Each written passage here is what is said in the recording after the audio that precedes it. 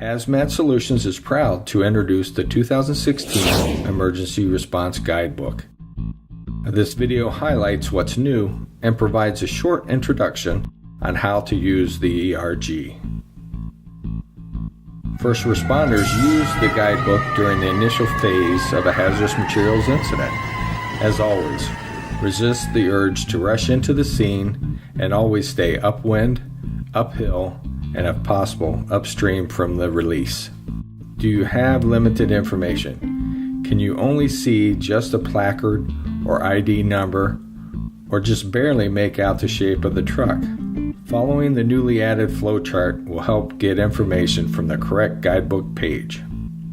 The new table of contents provides a page number for each section in the guidebook. The book starts with a description of how to read a shipping document on the inside cover and ends with a list of emergency response numbers on page 396. The table of markings, labels, and placards includes several new graphics.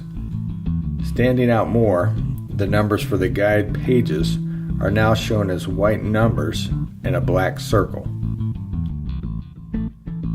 The railcar and road trailer identification charts have new containers and details such as special features, types of fittings, and most importantly, container pressure. Use the new globally harmonized system of classification and labeling of chemicals section to quickly identify the hazards associated with the transportation of a material. Recently, the U.S. Department of Transportation adopted portions of the GHS to provide universal warning information for labeling packaging. These symbols, or pictograms, convey specific physical, health, and environmental hazard information, and black symbols on a white background with a red frame. The green bordered tables list chemicals that have a toxic or poison inhalation hazard, such as chlorine or anhydrous ammonia.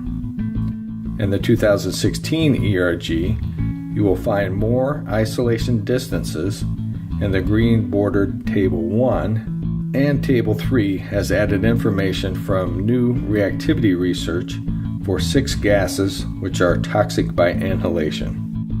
First responders dealing with hazardous material transportation emergencies need quick, correct information. Personnel responding to the scene need to know what materials they are dealing with and what actions need to be taken to help protect themselves and the public in their communities. Having accurate information during the first crucial minutes is necessary to determine reliable recommendations. This information often determines how quickly the incident is resolved. So how do we use the 2016 ERG? Following the new flowchart, we start with our first piece of information.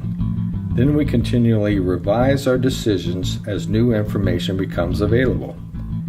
As the first responders arrive on the scene, they should get as much information as they can from a distance. Do you only know the UN number? If so, then start with the yellow bordered pages. This section lists hazardous material by their UN or ID number with the goal of gathering isolation distances and response recommendations from the orange guidebook pages.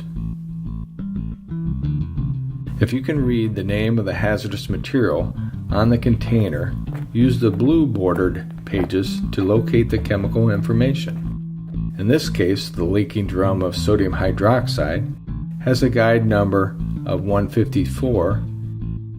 If a placard or label is the only information available, flip to pages 8 and 9 to find the corresponding guide number.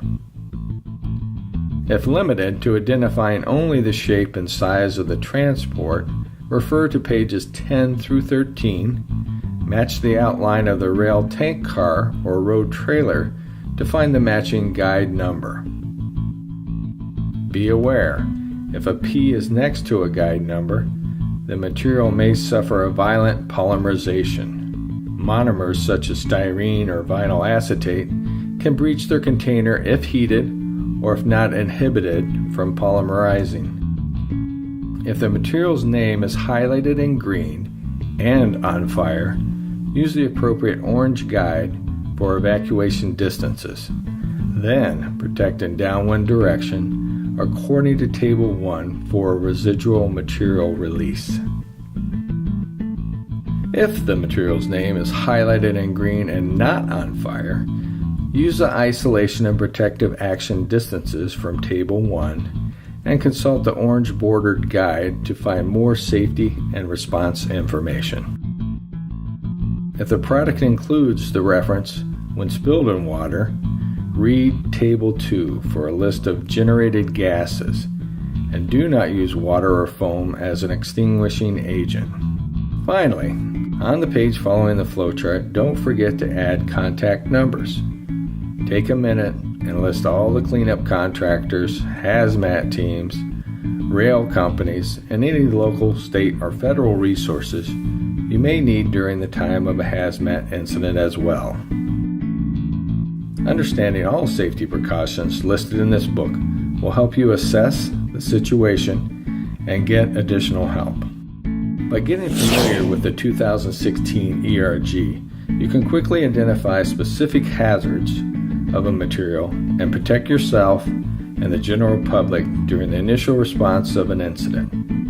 For a more comprehensive overview of the ERG, click on the instructor PowerPoint and play our game online at our website, www.hazmatsolutions.net. And also, if we can assist in hazmat and confined space rescue training with industries in your area, feel free to pass our information along, and please stay safe. Thank you.